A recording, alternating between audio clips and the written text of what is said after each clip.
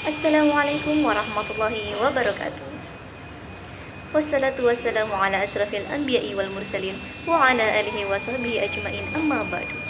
Allahumma salli ala sayyidina Muhammad. Allahumma salli ala sayyidina Muhammad. Allahumma salli ala sayyidina Muhammad. Puji dan syukur marilah kita panjatkan kehadirat Allah Subhanahu wa taala karena pada kesempatan kali ini kita dapat berkumpul dalam keadaan yang berbahagia. Tak lupa salawat serta salam marilah kita sanjung agungkan kepada Habibana wa Nabiyana wa Maulana Muhammad sallallahu alaihi wasallam.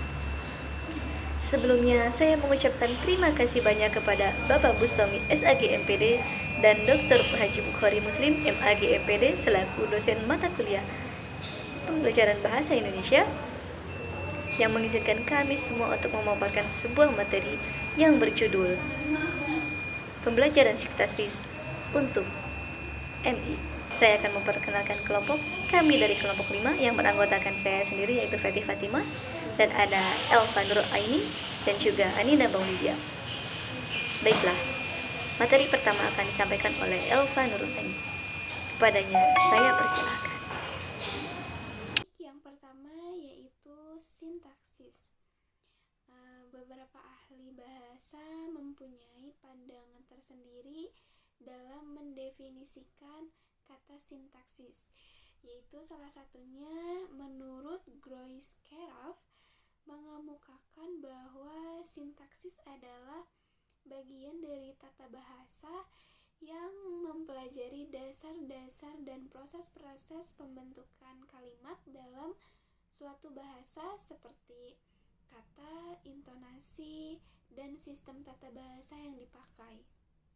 Nah, jadi apa itu sintaksis? Sintaksis adalah ilmu yang mengkaji tentang struktur pembentukan kalimat yang meliputi kata, frasa, dan klausa. Fokus kajian sintaksis ini adalah pada kata, frasa, klausa, dan kajian lainnya yang masih berhubungan dengan tata kalimat. Nah, selanjutnya yaitu pengertian frasa dan strukturnya. Nah, frasa itu sendiri adalah gabungan atau pengelompokan dari dua kata atau lebih, namun tidak bisa membentuk kalimat sempurna karena tidak memiliki predikat. Adapun ciri-ciri frasa, yang pertama, frasa harus terdiri minimal dua kata atau lebih. Yang kedua, mempunyai fungsi gramatikal dalam kalimat. Yang ketiga, frasa harus mempunyai satu makna gramatikal. Yang keempat, frasa bersifat non-predikatif. Dan yang kelima, frasa selalu menduduki satu fungsi kalimat. Adapun jenis-jenis frasa, yang pertama ada frasa eksosentrik, yang kedua frasa endosentrik, yang ketiga frasa koordinatif, yang keempat frasa subordinatif, dan yang kelima frasa apositif.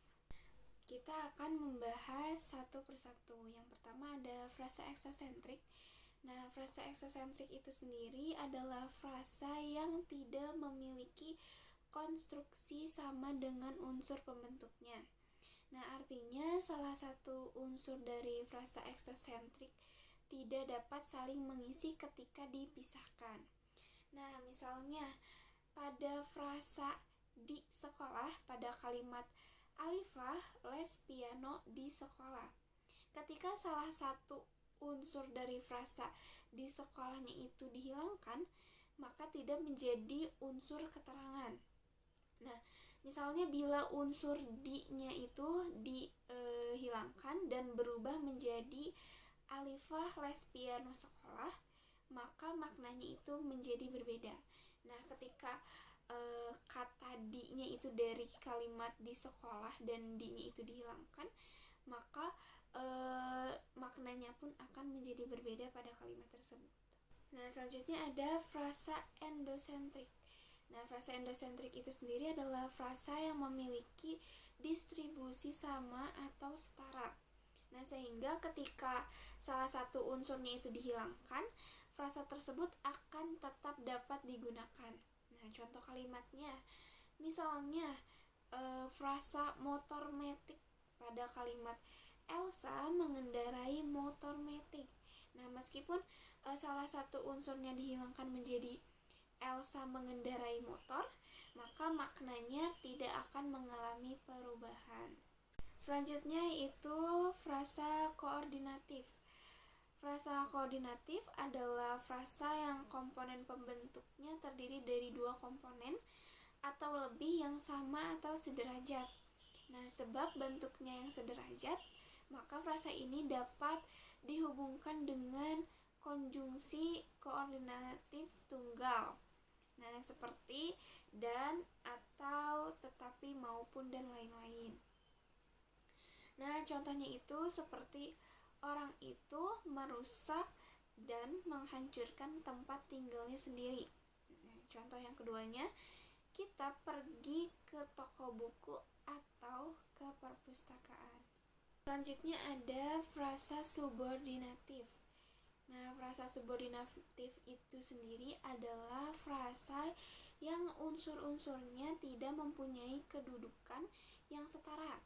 Nah, hal ini mengakibatkan di antara unsur-unsur itu tidak dapat saling menggantikan dan tidak dapat disisipkan kata dan, atau, dan lainnya. Nah, contohnya itu misalnya seperti frasa pada kalimat laut luas, maka tidak dapat dipisahkan menjadi laut saja atau luas saja gitu. Harus laut luas, karena kalau misalnya dipisahkan menjadi laut saja atau luas saja, itu maknanya akan berbeda. Dan yang terakhir ada frasa apositif. Frasa apositif adalah frasa yang salah satu unsurnya sebagai keterangan. Nah, namun keterangan itu dapat mengganti kedudukan yang diterangkannya. Nah, misalnya seperti frasa guru baru pada kalimat Pak Ahmad guru baru di sekolah kami.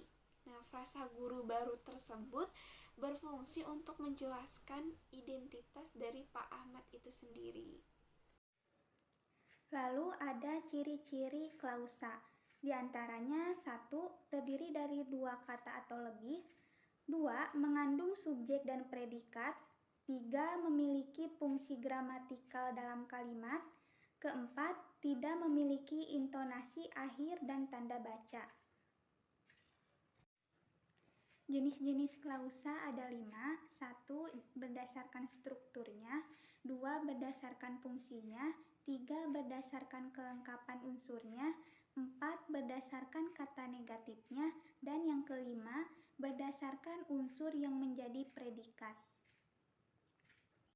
Kemudian ada jenis-jenis klausa, diantaranya ada jenis klausa berdasarkan strukturnya. Poin pertama itu ada klausa bebas. Klausa bebas merupakan klausa yang mempunyai unsur-unsur yang lengkap sehingga memiliki kemungkinan untuk menjadi kalimat utama, yaitu kalimat yang mempunyai subjek dan predikat. Klausa jenis ini dapat berdiri sendiri dan tidak menggunakan konjungsi. Untuk contoh kalimatnya yaitu ayah bekerja, lalu yang kedua kakak menyapu. Poin kedua yaitu klausa terikat. Klausa terikat merupakan sebagai anak kalimat. Klausa terikat tidak memiliki kemungkinan menjadi sebuah kalimat karena seringkali tidak memiliki subjek maupun predikat. Klausa ini dapat ditandai dengan adanya penggunaan konjungsi dalam kalimatnya. Untuk contoh kalimatnya, ayah pulang tadi siang, dan yang kedua, ibu pergi ke pasar.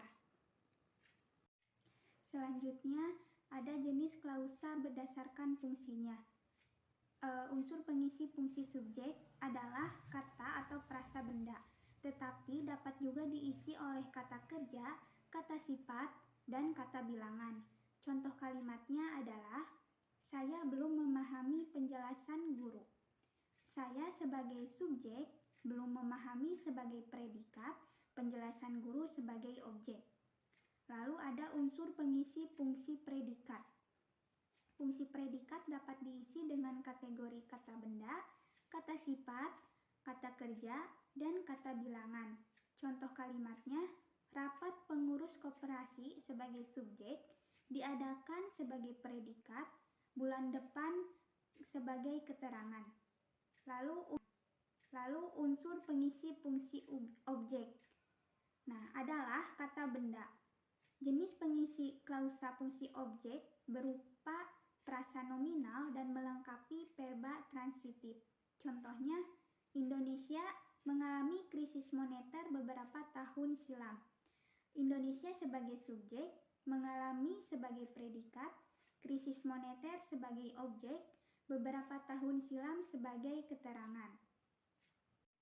Kemudian, unsur pengisi fungsi pelengkap.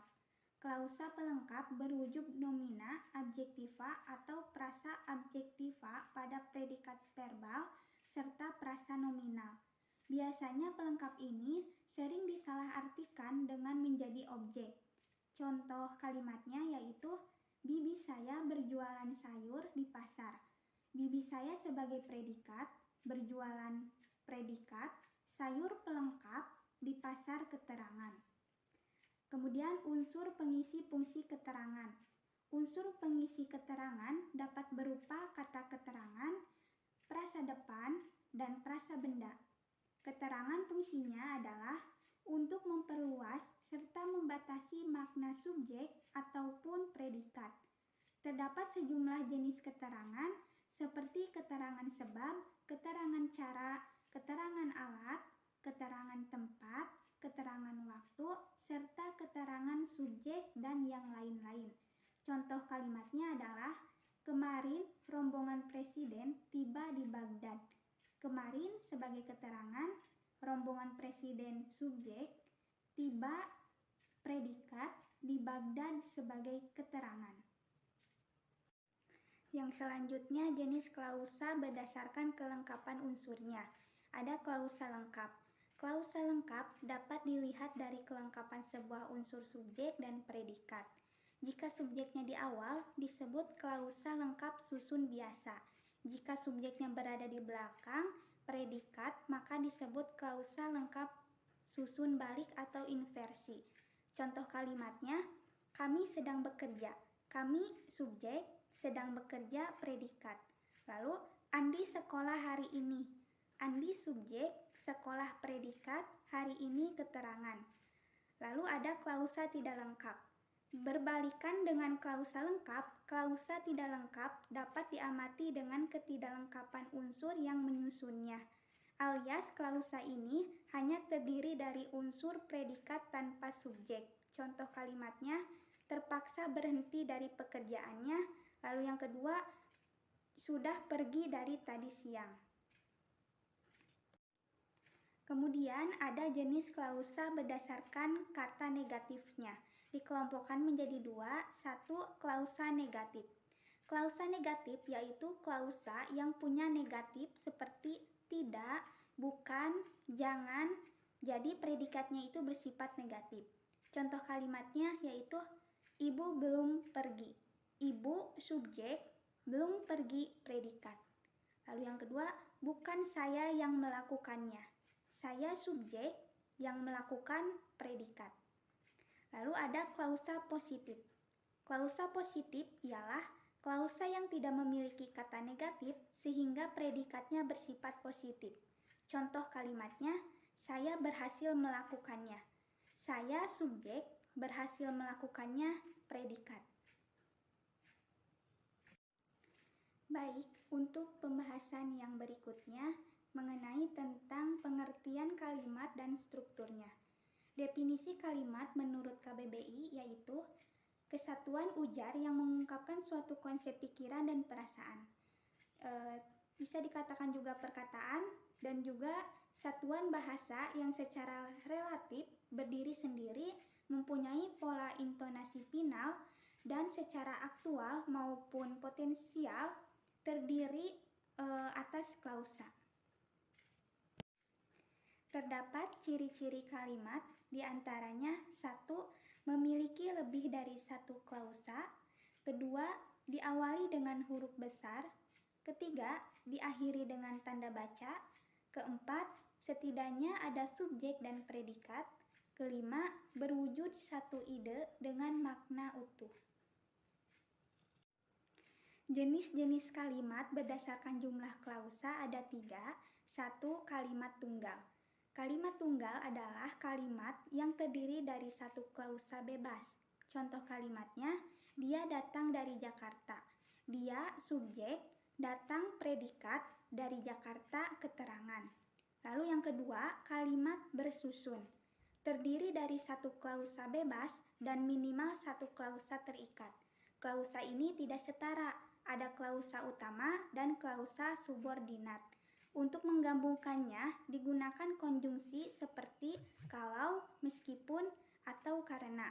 Contoh kalimatnya adalah, dia tidak mencuci motor karena hari hujan. Dia tidak mencuci motor, klausa utama, karena hari hujan, klausa subordinat. Kalimat majemuk. Kalimat majemuk adalah kalimat yang terbentuk dari beberapa klausa bebas. Klausa yang membentuknya memiliki status yang sama dan menggunakan konjungsi seperti dan, atau, tetapi, dan lalu. Contoh kalimatnya, Rini melirik, Rahmat tersenyum, dan Tini tertawa. Rini melirik, klausa bebas, Rahmat tersenyum, klausa bebas, dan Tini tertawa, klausa bebas. Untuk jenis kalimat berdasarkan fungsi subjeknya ada 2. 1. Kalimat aktif. Kalimat di mana subjeknya merupakan pelaku atau melakukan perbuatan atau pekerjaan. Contoh kalimatnya, Ibu menyiram bunga di taman. Ibu subjek, menyiram bunga predikat, di taman keterangan. Contoh kedua, polisi menangkap buronan narkoba kemarin malam. Polisi subjek, menangkap predikat, buronan narkoba objek, kemarin malam keterangan. Lalu yang kedua ada kalimat pasif.